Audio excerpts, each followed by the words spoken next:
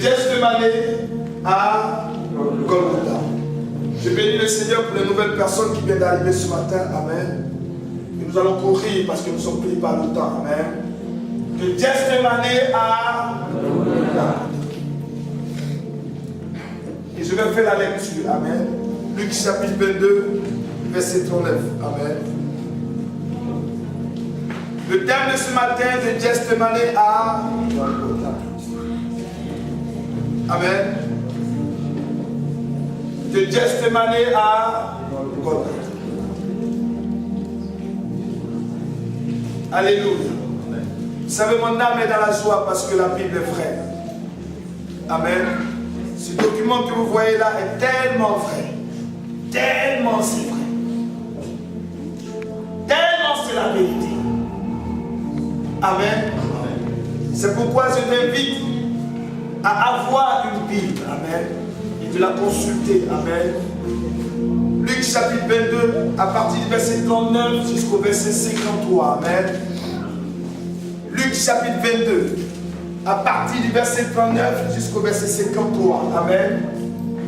Et je vais faire la lecture ce matin. Amen. Je veux que tu sois dans la joie. Quel que soit ce que tu vis, tu traverses, tu vas comprendre le Gethsémani à la croix. De Golgotha. Il est écrit dans la Bible, il sortit et se rendit comme d'habitude au mont des Oliviers. Ses disciples le suivirent. Lorsqu'il fut arrivé à cet endroit, il leur dit, priez pour ne pas céder à la tentation. Puis il s'éloigna d'eux à la distance d'environ un jeu de pierre, se mit à genoux et pria en disant, Père, si tu voulais éloigner de moi cette coupe, toutefois, que ce ne soit pas ma volonté qui se fasse, mais la tienne.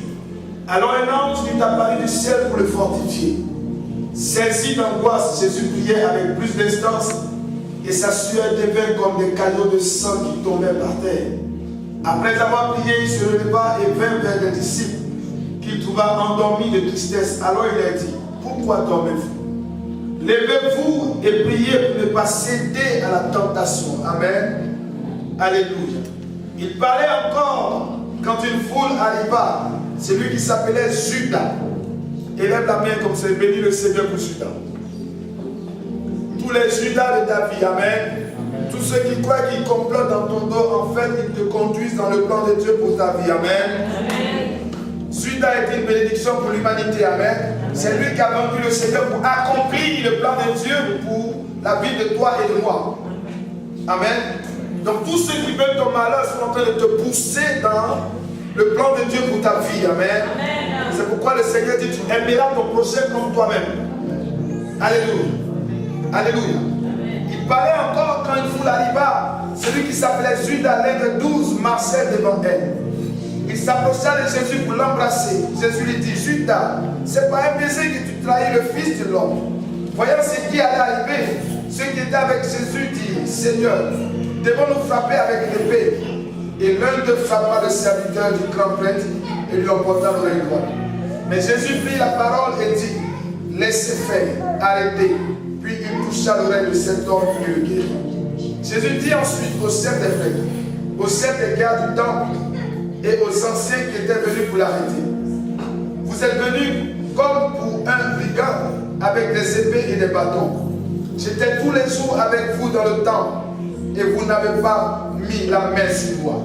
Mais c'est maintenant votre heure et celle du pouvoir des ténèbres. Dis Amen. Nous allons faire une deuxième lecture et ensuite la prédication, Dieu va nous aider. Luc chapitre 23, à partir du verset 26 jusqu'au verset 29. Comme il emmenait, il s'emparait d'un certain Simon de Cyrène qui revenait des champs et il le chargeait de la toile pour qu'il apporte derrière Jésus. Il était suivi par une grande foule composée de membres du peuple et de femmes qui se frappaient la poitrine et se lamentaient sur lui. Jésus se tourna vers elle et dit, Femmes de Jérusalem, ne pleurez pas sur moi, mais pleurez sur vous et sur vos enfants. En effet, voici que viennent des jours où l'on dira, heureuses celles qui sont stériles, heureuses celles qui n'ont pas eu d'enfants et celles qui n'ont pas arrêté. Alléluia. Tu vas baisser ta tête et nous allons prier le Seigneur. Dis au Seigneur, parle-moi. Enseigne-moi. Parle-moi, Seigneur. Au travers de ces deux passages, parle à chacun de nous. Parle-nous, Seigneur. Saint-Esprit de Dieu, merci pour la révélation que tu nous donnes. Je bénis ton nom ce matin. Que toute la louange et la gloire te reviennent à toi seul. Je te remercie ce matin de ce que tu disposes chaque cœur à recevoir ta parole. Au nom de Jésus, nous avons ainsi prié. Que quelqu'un dise Amen. Amen. De Gethsémane à la croix, les amis. Alléluia. De Gethsémane à la croix. De Gethsémane à la croix. Alléluia. Vous avez vu avec nous ici que nous avons célébré la Pâque. Dans Exode chapitre 12. Et la Pâque a été célébrée. Mais à cette époque, ils ont pris des agneaux. Et ils ont égorgé des agneaux. Et ils ont pris le sang des agneaux qu'ils ont posé sur les linteaux des portes. Alléluia. Et quelque chose s'est produit dans leur vie. Amen. Et ils ont parti de célébration en célébration. Mais c'était l'ombre des choses à venir. Qui n'a rien à voir avec Jésus-Christ de Nazareth.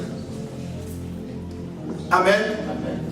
Et au temps de Jésus, depuis Isaïe, le Seigneur constate que l'humanité commence à aller à la dérive. Il avait une idée lorsqu'il a mis l'homme sur la terre. Mais voilà que le péché est entré dans le monde. Et l'homme a commencé à prendre un autre chemin. Alors comment faire pour pouvoir remettre les choses à leur place? Hier, c'était les animaux qu'on prenait en égorgeait pour avoir le pardon des péchés. Mais jusqu'à quand on va le faire? Alors, il dit à Esaïe, Esaïe, prophétise. Et Dieu lui dit son conseil. Et il dit, je vais envoyer quelqu'un sur la terre afin d'arrêter le plan du diable dans la vie de chacun de nous. Alors Jésus-Christ sort du rang et il dit, Seigneur, Dieu, amène-moi, je suis prêt. Esaïe chapitre 6, il dit, qui enverrai-je? Alors Jésus se présente pour dire, envoie-moi. Alléluia. Jésus dit, envoie-moi. Et Dieu envoie Jésus-Christ sur la terre. Mais laissez-moi vous dire que pour venir sur la terre, il a accepté un engagement depuis le ciel. Il a accepté l'engagement. Alléluia. Et alors, il arrive le dernier jour de la célébration de la Pâque. Et le Seigneur dit à ses disciples, c'est la dernière fois que je célèbre la Pâque avec vous. Parce que vous ne me verrez plus jamais. Alléluia. Et ils célèbrent tous ensemble la Pâque. Amen. Et après la célébration de la dernière Pâque, parce que c'est lui la Pâque qui doit faire ce qui s'est passé dans Exode, on doit l'égorger en d'autres termes, on doit le crucifier. Exode chapitre 12, c'était l'homme des choses à venir, mais à cette période, à Gethsémane, c'était l'application, sinon l'accomplissement de la prophétie. Est-ce que quelqu'un peut comprendre? Alors il finit de célébrer la Pâque, et il commence à dire à ses disciples, cette nuit au jour d'aujourd'hui, le berger sera frappé, et le troupeau sera dispersé. Et Pierre lui dit non, celui qui essaie de te toucher, je me mets au-devant de lui. Lui, on va se battre. Il dit non, Pierre, tu ne connais pas la taille de mon engagement. C'est pourquoi quand tu acceptes quelque chose à l'église, quand tu acceptes de faire quelque chose à l'église, fais-le pour Dieu. Ne le fais pas pour un homme. Regarde la taille de ton engagement et ne baisse pas les bras. Parce qu'au travers de ton engagement, Dieu te bénira. Alléluia. Alors tous les disciples ne comprennent pas la taille de son engagement. Et le Seigneur dit, cette nuit, quelque chose va se passer. Et il se lève et il dit, accompagnez-moi. Pierre, Jean, Jacques. Le Seigneur avait 12 disciples. Mais pour les choses sérieuses, il prenait que 3 personnes. Pour dire qu'on peut marcher ensemble. Mais ce n'est pas tout qu'on doit faire ensemble. Il y a des personnes qui disent, tu peux reposer ta vie. Les soutiens de ta vie. Il avait 12 disciples. Mais quand c'est chaud, Pierre, Jean, Jacques, ce sont les 3 personnes qui s'appuient pour pouvoir aller de l'avant.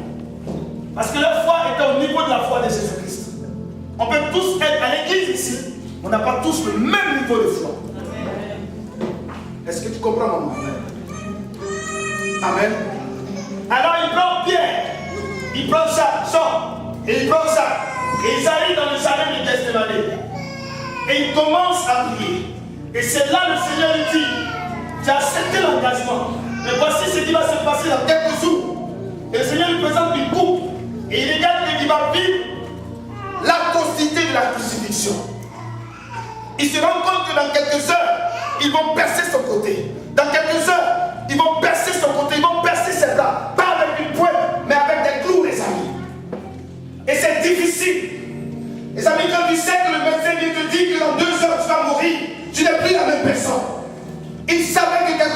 passé. Et il était pris d'angoisse. Il a commencé à avoir peur. Jésus-Christ a regardé son engagement, mais être humain qu'il est, il a failli reculer. Parce que la chose est devenue difficile. C'était devenu dur. Est-ce qu'il faut que je fasse marche arrière par rapport à mon engagement? Mais il dit, sinon, j'ai regardé sinon. Si je fais marche arrière, les ténèbres vont envahir sinon. Il faut que je paye le prix pour replacer la vie de Fabrice sur les rails. Alors le Seigneur regarde, il va un peu en arrière. Et il dit non, si seulement cette coupe pouvait être éloignée un peu de moi. Mais non pas ma volonté, mais ta volonté. Parce que je dois redresser l'humanité. Alors le Seigneur accepte l'engagement et il prie. Et il revient, ses soutiens, Pierre, Jean et Jacques, dorment pour dire à l'église. On peut t'abandonner à l'église. Ceux que tu appelles tes soutiens peuvent t'abandonner un de ces quatre. Jésus-Christ a été abandonné dans le jardin de Gethsémani.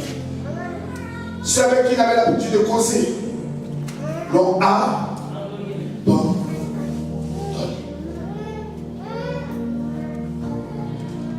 Tous l'ont abandonné. Et il dit à ses amis, j'ai accepté cet engagement. Quand on te nomme responsable d'un département à l'église, engage-toi. Peu importe ce que les gens diront, mais engage-toi. Parce que c'est Dieu qui va te rémunérer. Alors le Seigneur vient et il dit, levez-vous. C'est pas grave, parce que mon heure a sonné. Et il arrive. Et Judas arrive, un de ses amis. Celui avec qui il a mangé dans la même assiette. Celui pour qui il a prié. C'est lui qui vient le vendre.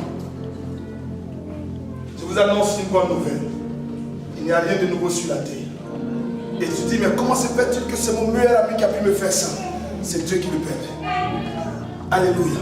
Ma soeur, que j'ai fait ceci, c'est Dieu qui le permet. Tout simplement pour que tu aies toujours les regards fixés sur Dieu seul. Ne fixe jamais ton regard, ne prends jamais un appui comme étant un être humain. C'est pourquoi la Bible dit, maudit soit quiconque qui se confie en l'homme. Alors le Seigneur, ils arrivent dans le jardin de Gethsémani, Judas arrive avec toute une armée. Et comment il le reçoit? Viens mon fils. Viens s'il te plaît. Et il vient pour dire à ses ennemis de Jésus que celui à qui je vais faire ce baiser, c'est lui qu'il faut prendre. Alléluia. C'est Judas qui vient vendre Jésus. Et dès qu'il finit, on vient se saisir de Jésus. On le prend comme ça. Et le Seigneur dit, mais on était ensemble. Pourquoi est-ce que vous ne m'avez pas pris? Pourquoi vous attendez cette heure-ci pour pouvoir me prendre? Alléluia. Et nous allons lire un passage et je crois que ça va te faire du bien. Assois-toi mon fils.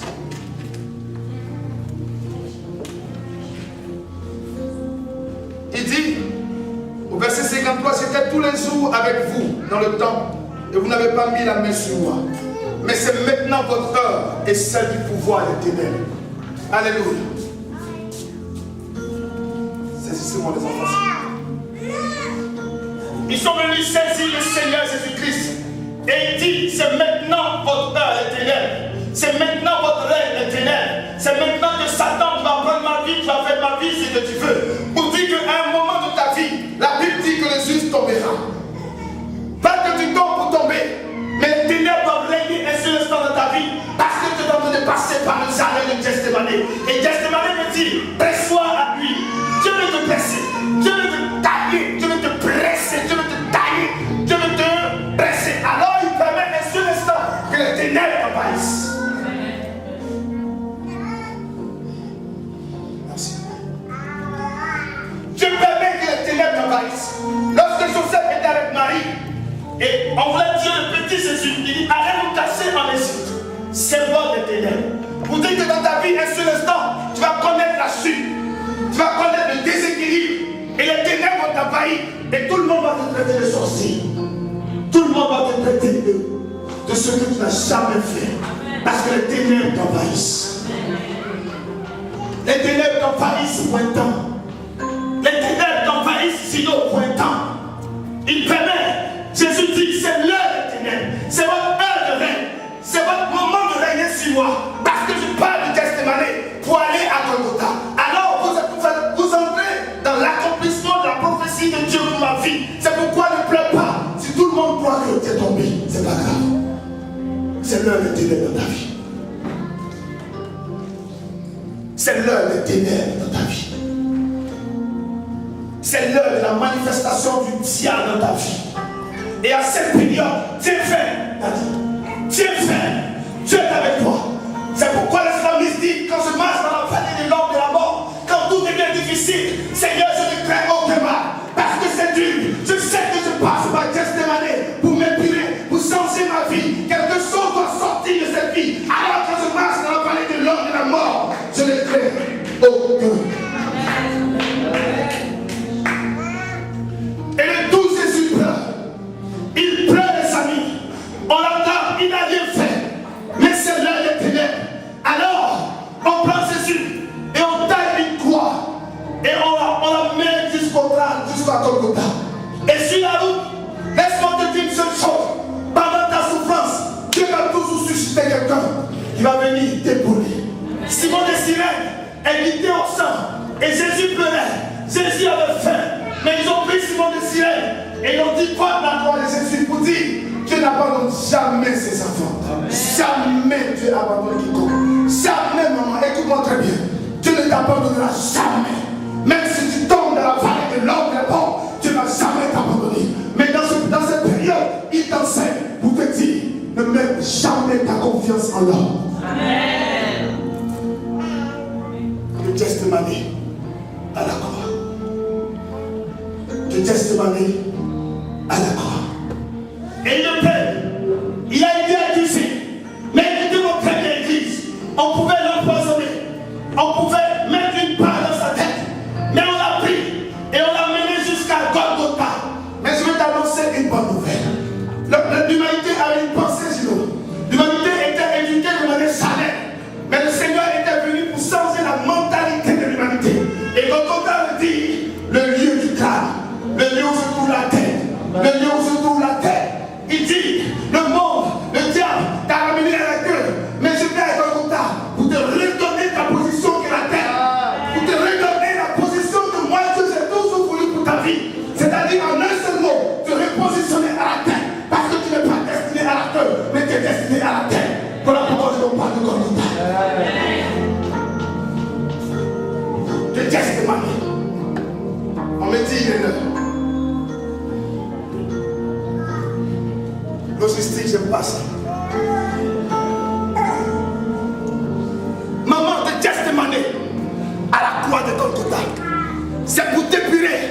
Parce que le monde a fourni un pinesse. Le monde a donné un pinesse. Et il te fait passer. Il fait passer papa son père Gethsémane. Et tu crois qu'il t'a abandonné. Il n'abandonne personne. Et dans Gethsémane, il te taille. Il te taille. Il te taille. Et tu es là, tu souffres. Mais il dépasse. Et Simon de Cyrène pour dire, je suis en train de faire un travail considérable dans ta vie. Parce que tu vas retourner à la tête. Mais je te taille pour sortir la véritable personne. C'est pourquoi Romains chapitre 8, verset 10, la souffrance d'aujourd'hui n'a rien à voir avec la gloire. Amen.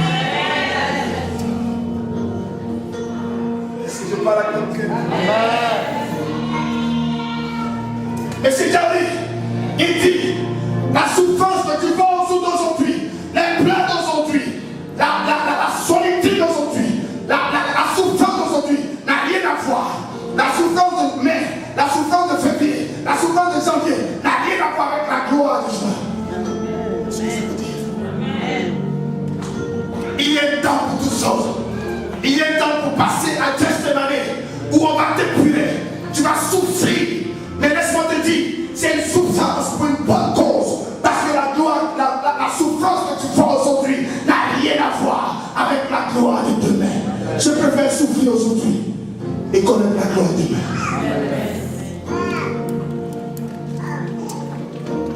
Logistique. On me dit qu'il est l'heure. Est-ce que c'est normal?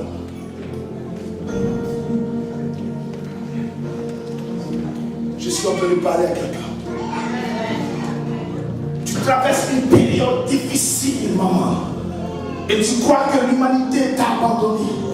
Il faut que ces situations arrivent. Parce que Dieu a besoin de toi seul. Dans une situation bien précise. Pour te redonner ton identité véritable. Parce que chacun a ses emprunts. Alors, lorsqu'on passe devant le Seigneur, on ne passe pas avec sa famille. On ne passe pas avec ses parents. on passe tout seul. C'est pourquoi il a créé Gethsemane pour toi. Le lieu de rencontre avec Dieu. Calme-moi les enfants. Est-ce que je peux plaider pour avoir 5 minutes, s'il vous plaît?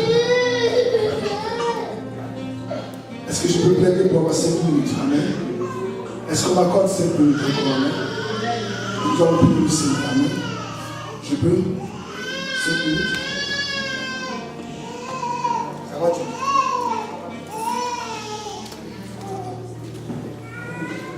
Donc dans ta vie de tous les jours, lorsque tu croises, lorsque tu rencontres une certaine souffrance, lorsque tu passes par un moment très difficile, et laisse-moi te dire, la Bible dit, quand je marche dans la vallée de l'ombre de la mort, quand ces choses arrivent dans ta vie, pose-toi la question, mais à quelle situation, à quel emploi du temps selon Dieu je suis? Tu es dans le jardin de Gethsemane, parce que Golgotha n'est pas loin, pour te redonner ta position. Pour te redonner ta position. Pourquoi? Parce que Gethsemane, c'est un jardin qui est au bas de la montagne des Oliviers. Tu es en bas, et c'est là que tu vas prier Dieu. Pourquoi? Parce que dans peu de temps, en marchant, ils vont te vendre. Les ténèbres vont prendre le dessus sur toi. Tout simplement pour te conduire à la tête. Parce que tu ne dois pas demeurer en bas. Tu ne dois pas demeurer dans la vallée. Tu dois être appelé à être à la tête et non à la queue. Tout Gethsemane. Amen. Moi, je crois en ton miracle. Je crois en une nouvelle vie pour toi. Je crois en la résurrection de ta vie, maman. Amen. Je crois que quelque chose de bon est en toi. Je crois que Dieu est en train de t'épurer pour te donner une nouvelle vie. Laisse-moi te dire que, ma fille, quand tu passes par Gethsemane, tu deviens un sujet de moquerie. Quand tu passes par Gethsemane, tu deviens la serpillère de tout le monde. Quand tu passes par Gethsemane, tout le monde piétine ta vie.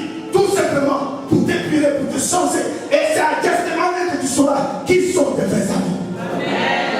Gethsemane. À Gethsemane, tous ses amis l'ont abandonné. Pierre l'a abandonné. Jacques l'a abandonné. Jean l'a abandonné. David, c'est à Gethsemane que Dieu fait la sélection de ton entourage.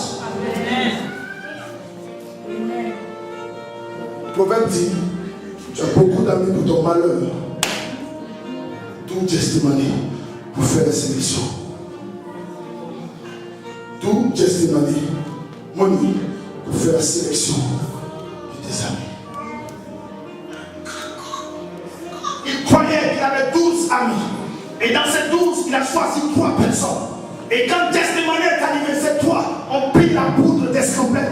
Ils ont pris la vie, ils sont partis. Alors Jésus-Christ est livré lui seul. Gethsemane t'arrive, tout simplement parce que tu dois aller trouver Golgotha, la tête, ce que Dieu a désiré pour ta vie. Tout simplement, voilà pourquoi ce Gethsemane existe. Amen. Seigneur, j'aspire à ton plan pour ma vie. Les amis, je ne peux pas te mettre dans une chaise parler de Jésus si tu n'es pas passé par Gethsemane. Si tu n'as pas une rencontre au préalable avec le Seigneur, tu vas raconter du n'importe quoi à la chair. Mais la Bible, c'est du vécu, les amis. Quand David dit, quand le psalmiste dit, quand je marche dans la vallée de l'ombre de la mort, je ne crains aucun mal.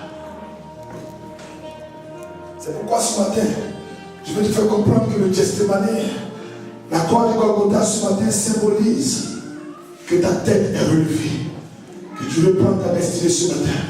C'est pourquoi on va se tenir debout et nous allons tous prier ensemble le Seigneur.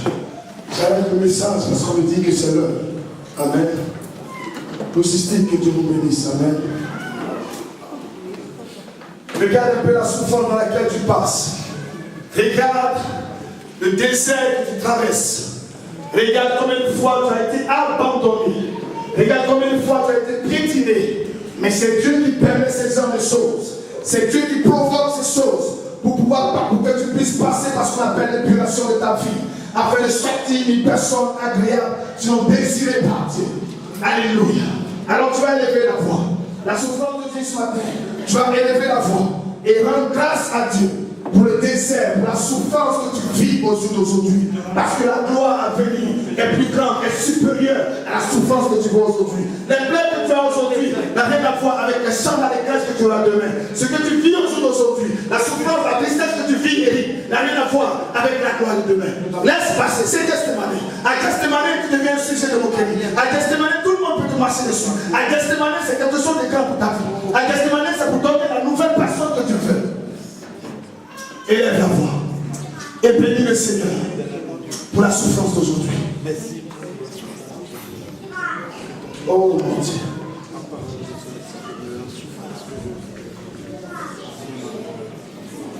Élève la voix et dis, Seigneur, je me retrouve à Gethsemane.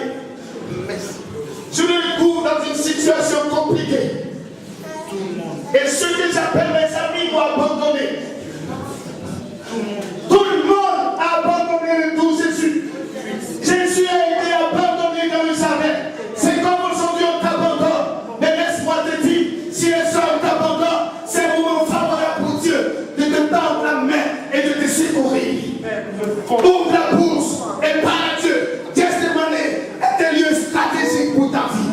Gethsemane est un lieu stratégique pour ton existence. Gethsemane est un lieu spécial, stratégique pour te propulser à la tête. Qui est comme mon ami, pour retrouver ce que Dieu a désiré pour toi. Élève la voix et parle à Dieu. À Gethsemane, ton ministère va devenir plus efficace. À Gethsemane, tu vas apprendre à parler à Dieu. À Gethsemane, tu vas apprendre à connaître Dieu. À Gethsemane, tu vas apprendre qui est Dieu. Comment parler à Dieu. Comment parler avec Dieu. Comment fonctionne Dieu. À Gethsemane, c'est ton terrain de prédilection pour connaître l'excellence dans ta vie. Alors ouvre la bouche et parle à Dieu. Oh Père, sois béni. Oh merci. Oh Seigneur, tu vas élever la voix et tu vas dire à Dieu, je pars de Gethsemane et j'arrive à Golgotha. Seigneur, je vais avec la pureté du cœur. Je vais avec la pureté du cœur à Golgotha, au lieu du crâne, au lieu où je retrouve de manière publique ma destinée. Et hier, quand j'étais sujet de moquerie, et c'est un lieu public, que Seigneur, ma tête soit relevée. Élève la voix et parle à Dieu, s'il te plaît. Parle au Seigneur. Dis-lui. Le lieu du crâne, je me porte tes noms. Je me rends au lieu du crâne aujourd'hui. Je me rends à ce lieu, Seigneur. Les gens croyaient que Seigneur, mon Dieu, mon roi, c'était pour exposer, humilier Jésus. Mais c'était pour changer l'humanité. Comme tu dis, soyez transformés par le renouvellement de votre intelligence. Et Seigneur, c'était pour nous dire que l'avenir, c'est encore possible. C'est encore possible que je réussisse. C'est encore possible que tu connaisses le succès. Pourquoi?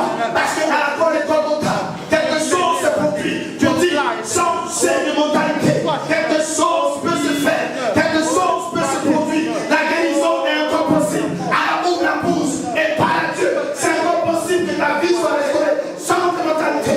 Golgotha, il dit, pour dire, tu dois changer tout ce qui est dans ton esprit. Parce que c'est le Dieu de l'encore. Parce que tu me presses. Oh Seigneur. Oh, que ton nom soit béni. Tu vas élever les deux mains vers le ciel, je vais prier au Seigneur.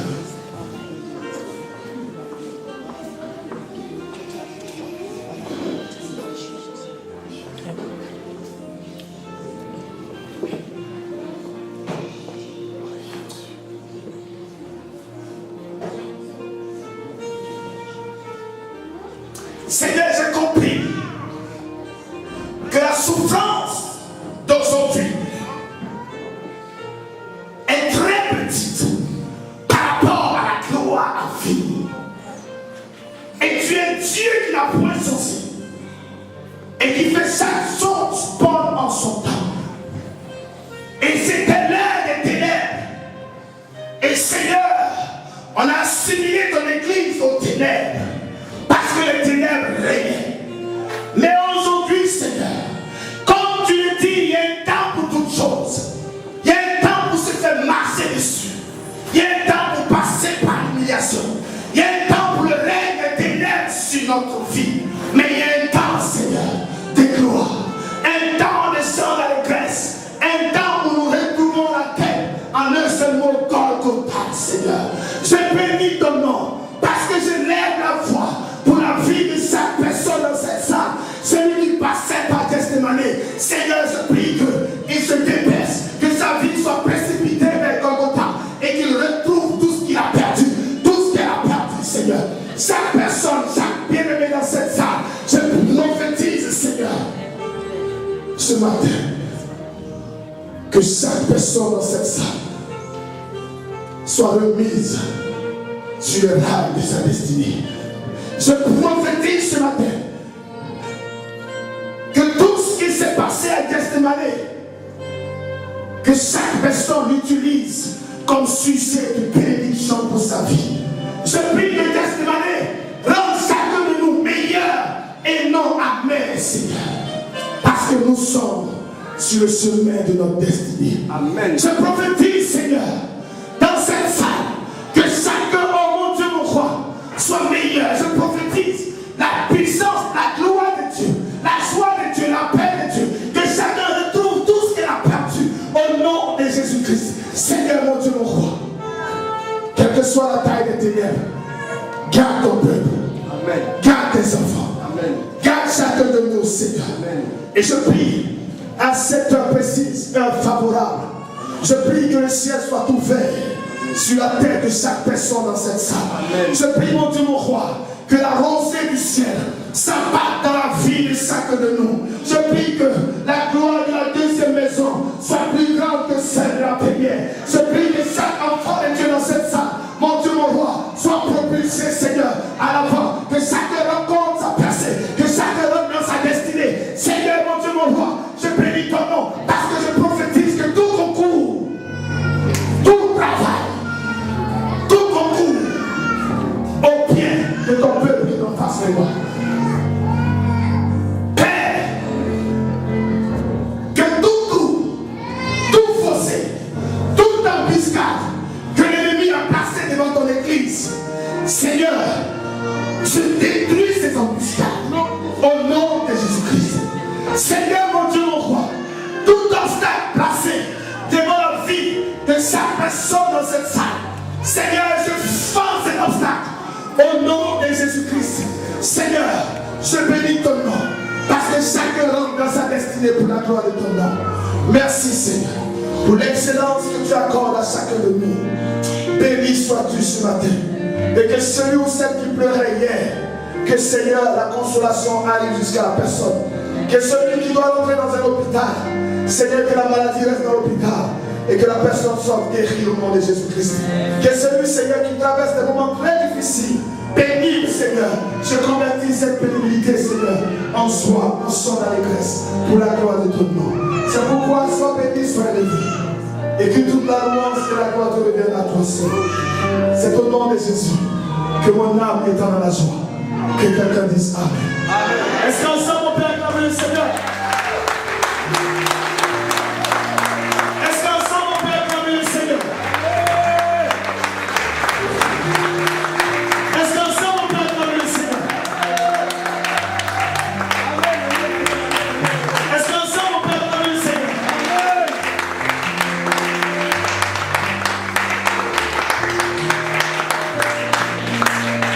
Non, tu m'as acclamé.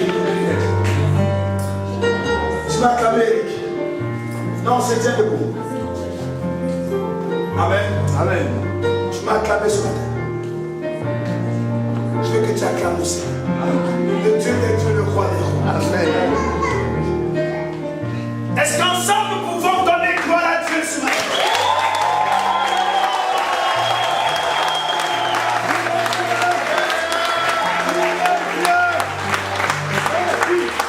Est-ce que tu peux acclamer le roi des rois, le Seigneur? Est-ce qu'ensemble on peut acclamer le Seigneur? Est-ce que ce matin tu peux acclamer le Seigneur? Parce que la souffrance d'aujourd'hui n'a rien à voir avec la gloire à venir. La souffrance que tu traverses aujourd'hui n'a rien à voir avec la gloire à venir. La souffrance d'aujourd'hui, les pleurs d'aujourd'hui, les inquiétudes d'aujourd'hui n'ont rien à voir avec la gloire qu'il a préparée lui-même pour ta vie. Amen. Groupe musical, nous voulons louer le Seigneur. Amen. Les amis, attends. Je ne viens pas à l'église parce qu'il faut venir à l'église. Je viens à l'église pour croiser Dieu parce que quelque chose doit se passer dans ma vie. Amen. Alléluia. Amen. Je suis fatigué de pleurer tous les jours.